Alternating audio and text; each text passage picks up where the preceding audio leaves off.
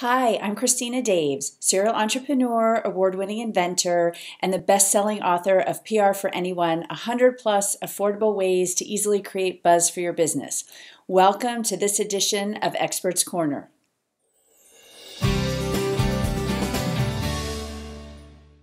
Today, I'm welcoming to Experts Corner Wayne Allen Root. He's a national best-selling author, serial entrepreneur, and most importantly, the reason I'm having him on the show is he appears in over 1,200 media outlets a year. And he has created this media buzz by himself, for himself, and I'm so excited to have him joining us today. Welcome, Wayne. So I'm so excited to have you on the show. When I heard you speak in Los Angeles, it was just one after the other of how you have created your own success in the media. So I would love for you to share some stories, starting when you were 16 years old, son of a butcher, and you got your first media exposure, and I know you couldn't afford a publicist back then, so. Well, first of all, it's an honor to be on. Thank you, Christina, for having me here. And I love to share my stories with everyone. You know that the title of my speech, because I like to do everything memorable, branding, so people can't forget it, sex, celebrity, and videotape. And I think I've created a simple way for anybody to sell their products. Sex doesn't stand for anything other than personality, sex appeal, bigger than life personality. And celebrity doesn't stand for you being a TV star. It just stands for celebrity branding. You have to find a way to make yourself memorable, to be branded like a celebrity. And videotape stands for the way I've always catapulted my career forward with videotapes, because most people don't understand, they don't have the vision to get it when they look at a piece of paper or a resume. That's why newspapers are going out of business all across America. You want to go bankrupt? I have a surefire way. Open a newspaper. You want to make money? I have a surefire way. Either put it on TV or create a web TV situation, which I would call a website. Websites are nothing more than a TV set if you do it correctly and it's not a bunch of words like a newspaper. So it all comes down to sex appeal, bigger than life personality, celebrity branding and being memorable, and last but not least, bring yourself to life on a videotape or on a TV screen. And I've done it again and again. I mean, keep in mind, as you said, start when I'm 16, and I decided I wanted to be Jimmy the Greek. I was a 16-year-old kid. I was an SOB, son of a butcher. So I had no money, living in a lower middle-class neighborhood, in a lower middle-class house, with a dad with a white apron with bloodstains. I certainly didn't have the money for a PR firm, let alone even understood what a PR firm was at the age of 16. But I knew I had to create a videotape. And I created a videotape with me acting like my hero at the time, my childhood hero, the king of Vegas at the time, the #1 odds maker in the world, Jimmy the Greek Snyder. And that video of a 16-year-old portraying Jimmy the Greek got me newspaper articles all over the United States. And eventually, that video landed on the desk of the head of CNBC. And eventually, this was 1977 when I was 16, by 1989, 12 years later, when I was 27 years old, 11, 12 years later, 27 years old, I become one of the youngest anchormen on national TV, hosting 5 shows for CNBC. And my partner on one of them, just one of them, they brought me in to meet my new partner, and there he was sitting behind the desk with a cigar in his mouth, Jimmy the Greek. And I became his television partner, and eventually they decided they didn't need him anymore. They phased him out, and that was the last time he was ever on TV. So this kid, this cocky kid, in Mount Vernon, New York, on the Bronx borderline, decided at the age of 16 I wanted to replace Jimmy the Greek one day, and I became his TV partner and eventually did replace Jimmy the Greek. It's an amazing story. It all comes down to PR, the media, and a video. Without any of those 3 things, it never could have happened. There were probably 250 million people in America at that time, Christina, and one person made it happen. And I believe that without that video, I wouldn't have gotten media. Without media, I never could have gotten to the attention of CNBC. Without the videotape, CNBC would have never asked me to come in for an interview, and I never could have landed the job. And I left out the most important part. I was competing with anchor men and women all over the United States for the role of lead anchor at CNBC.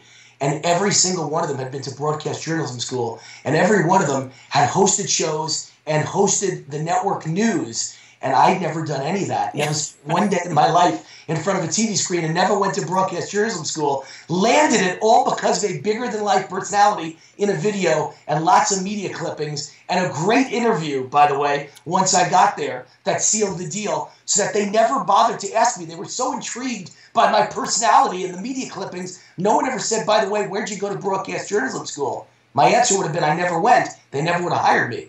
They never said, by the way, what other cities were you an anchorman in? They never asked. If I had told them, I would have said, I've never been on TV a day in my life, and they would have laughed at me and said, what are you doing in the interview? Get out of here, kid.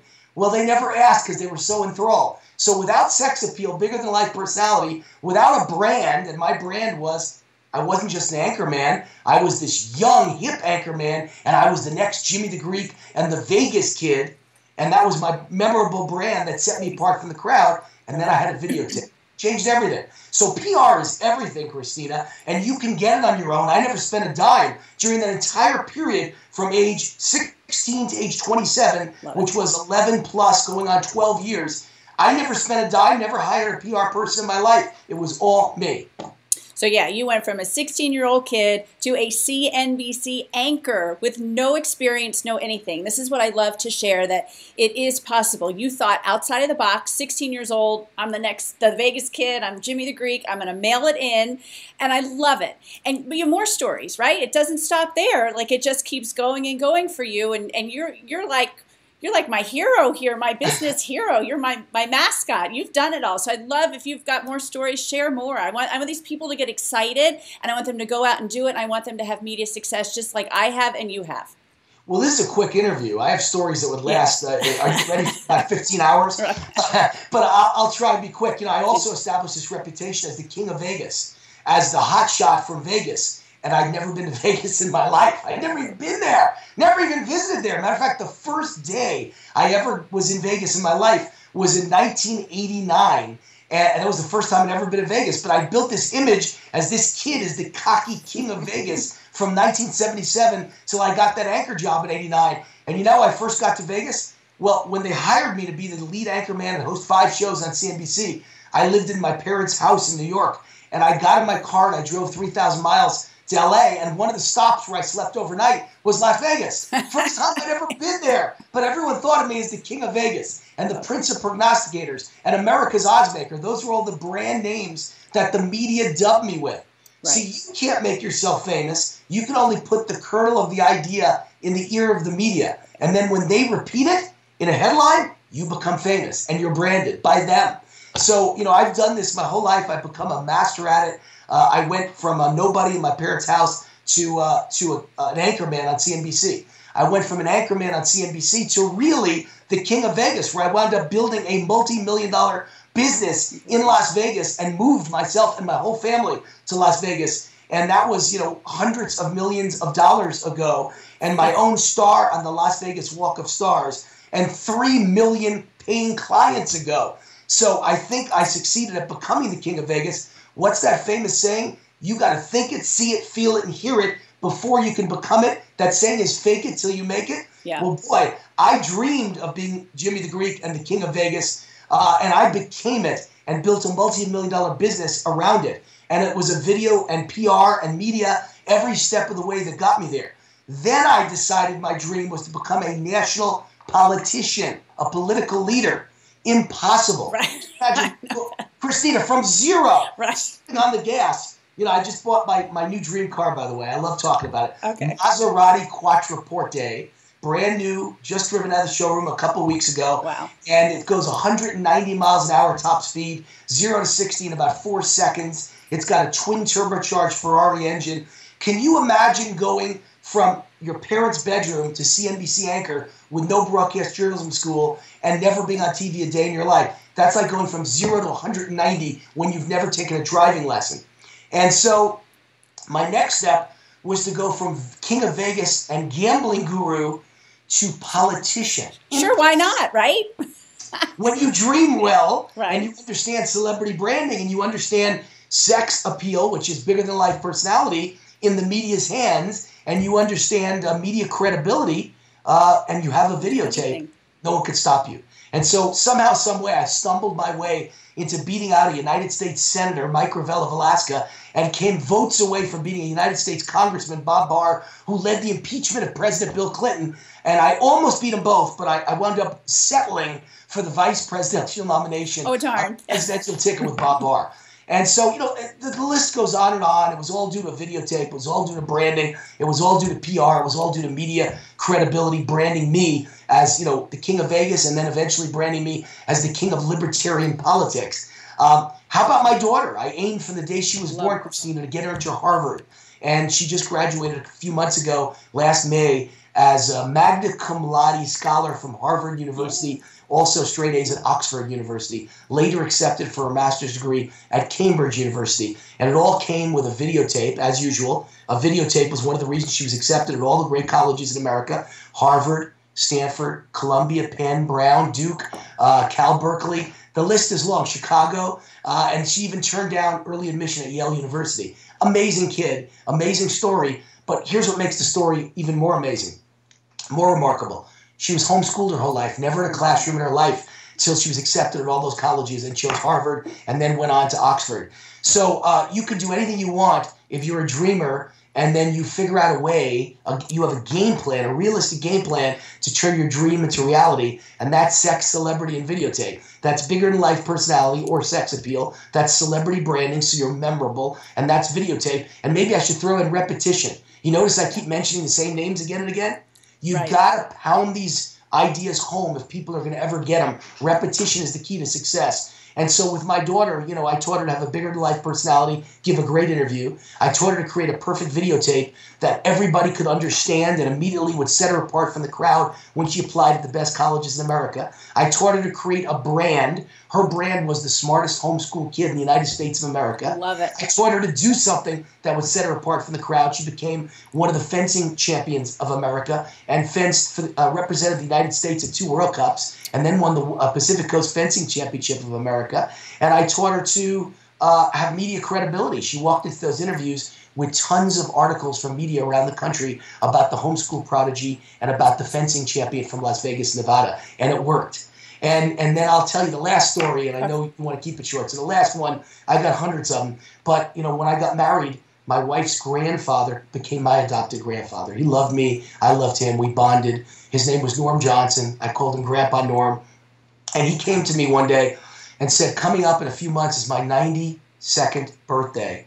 How can we celebrate my 92nd birthday with a bang and make me as famous as you, Wayne? You're in the media all the time. I want to die a celebrity. I've never done anything important in my life. Nobody knows me from Adam. I'm a nobody. I want you to make me a celebrity at for 92. my 92nd birthday. Christina, is that a tough job? I don't even know that I could pull that off, but yeah. Anyone could pull it off. I don't think I could pull it off a second time. But you know what the key to life is? I think the key is that you never understand how difficult your journey is, so you take it. If you ever knew how difficult it was going to be, you'd never take it. And so I thought about it, and I came back and I said, Grandpa, how about a grandfather-grandson skydive to make you famous, put you on the map? He said yes. To his credit, this couldn't happen without him doing it, right? Right? His boldness and his bravery. And we jumped out of an airplane at 30,000 feet. I spent a few months, again, no publicist, no PR firm. I'm a small businessman, by the way. I'm not a billionaire, and I've never hired big-time PR firms. And he jumped out of the airplane with me. When we landed, there were 30 news organizations from all over the United States and the world waiting to take pictures and videos. And I eventually took that, turned it into a video, sent it to Rosie O'Donnell from the Rosie O'Donnell Show, which at the time was one of the 3 biggest talk shows in America. And Rosie flew us to New York, first class, I might add, and had limos waiting at the airport. Grandpa had never been in a limo in his life. He was a retired print shop employee, by the way. And Grandpa goes to the Rosie O'Donnell Show, and Rosie asked me and Grandpa about how he celebrated his 92nd birthday. And Grandpa says, I jumped out of a plane because of that guy, Wayne Root, my grandson. And Rosie and Grandpa and I talked about it on national TV. And then Rosie brings out a cake, brings Grandpa down next to her, and they blow out 92 candles, and the whole audience sings him happy birthday on national TV. And by the way, he was awarded the key to the city of Pasadena. Blue Cross Blue Shield gave him an award as the ageless wonder. Many other old people jumped out of airplanes because of what he did, and he had marriage proposals for much younger women all over the country. So can you change someone's life with PR and media credibility and sex appeal and celebrity branding? You're darn right you can. And I did it all without a PR firm. I did it myself. I love it. I love it. Thank you so much. The stories are amazing and inspiring, and I know it's going to get people out there thinking outside the box, coming up with great ideas, great hooks, great branding, sex appeal, and definitely video. That's the way to go these days. So thank you so much, Wayne Allen Root. And my website is root4america.com, ROOT, 4america.com. My book is The Murder of the Middle Class. You'll love it. Go get it. Great. Thank you. Thank you.